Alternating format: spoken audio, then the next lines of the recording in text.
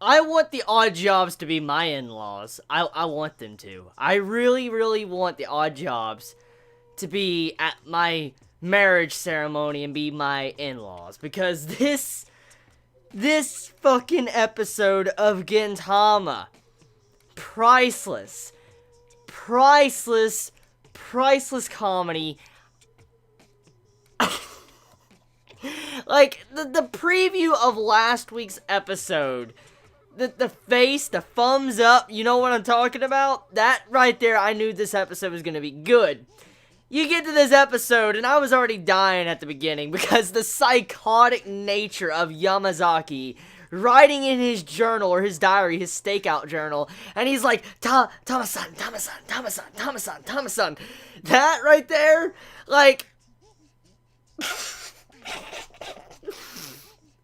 Oh my god, dude. I always laugh my fucking ass off when I'm just reviewing this series. I just want to laugh my ass off because it's so freaking funny. Like, Gintama, like, I've seen a lot of comedy and different things when it comes to different series and anime and manga, but I don't know what it is, but Gintama always hits these right notes with the comedy. Especially Yamazaki, like, Anpan Boy, oh my god. Like, just...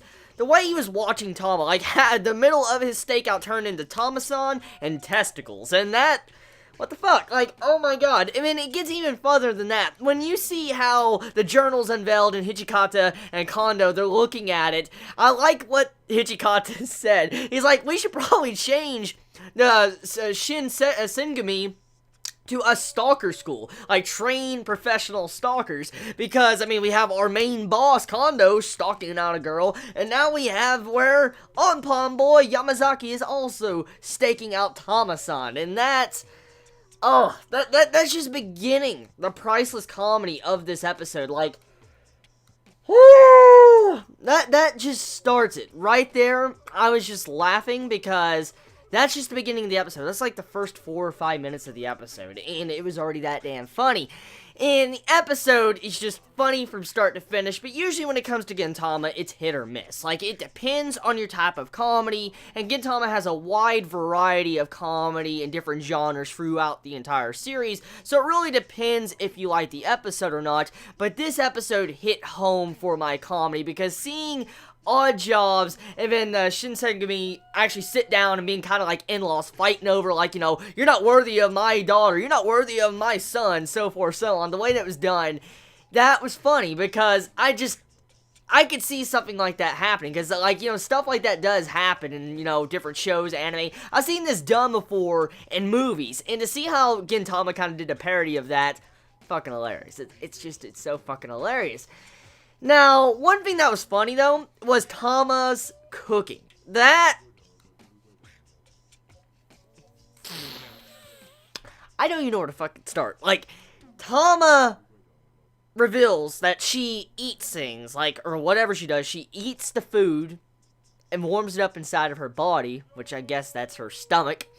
And then after they warm up, she regurgitates it, like a microwave, and puts it on a plate and calls it manja. And it looks like throw up, it's censored and everything. And that scene right there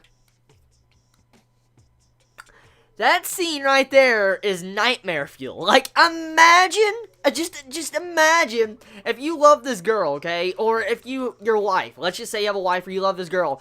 You love her so much, and then all of a sudden you kind of find out, like, you know, she makes this food for you, and she throws up this food in front of you on a plate. And it's like, here you go.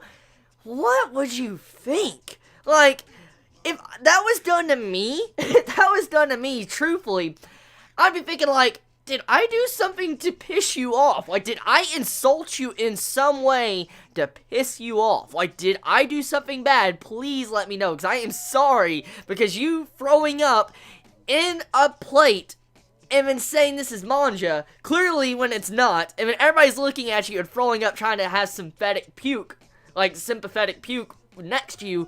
Something bad. That's bad. That's just, it's so fucking bad. So, I feel bad for Yamazaki. He just got fucking trashed. Even at the end of the episode, like, the Anpan, he fucking eats it after Tama throws it up. Like, you see the fucking liquid on it? Ew, dude. You saw fucking vomit liquid on it, and you see fucking, oh, God. And then he throws up all over Tama. And then you can tell that Tama beat the fucking shit out of him after that. So, the regurgitating and puking thing, that's a reoccurring comedy aspect to Gintama, but my god, dude, just, out of all the countless anime I have never seen a series use so much puke-type jokes, or shit jokes. Just that, Okay, so, one thing I want to point out is Sogo. Sogo's, his line in this episode, I couldn't stop from laughing, like, when he walks into the bar, and he's like, hey, our man, Yamazaki, he wants to have your sex toy, he wants to have sex with your sex toy, or like, he wants to put his dick in your robot.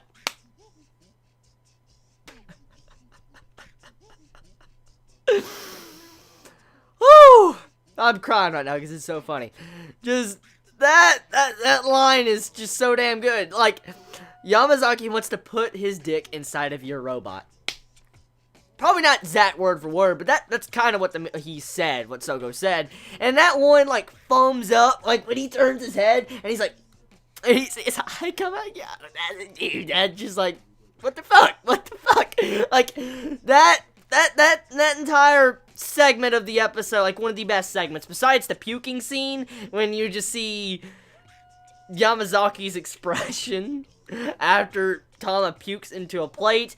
Just that scene with Sogo, that was one of the best, because just Tama, the way she acted, and the way Gin was, he was like he's just, oh my god, Gin, what the fuck, man, like, what the fuck, he's like, okay, just take me out to eat and all that. I'm like, bro, Gin, what the fuck, man, what the fuck?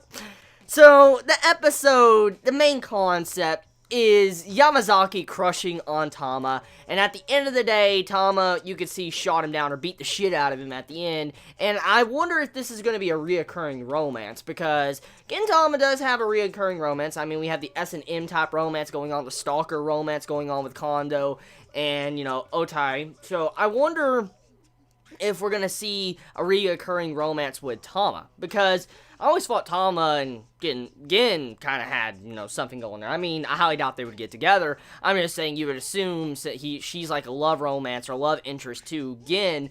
And so if Yamazaki is going to be like the stalker for Tama, we have a new stalker character into the series. And that right there, that kind of overlaps with Kondo's character. So, I mean, thank God Kondo isn't Katsura, because if Kondo was Katsura would get quite pissed, because, you know, the overlapping characters, you know, his personality.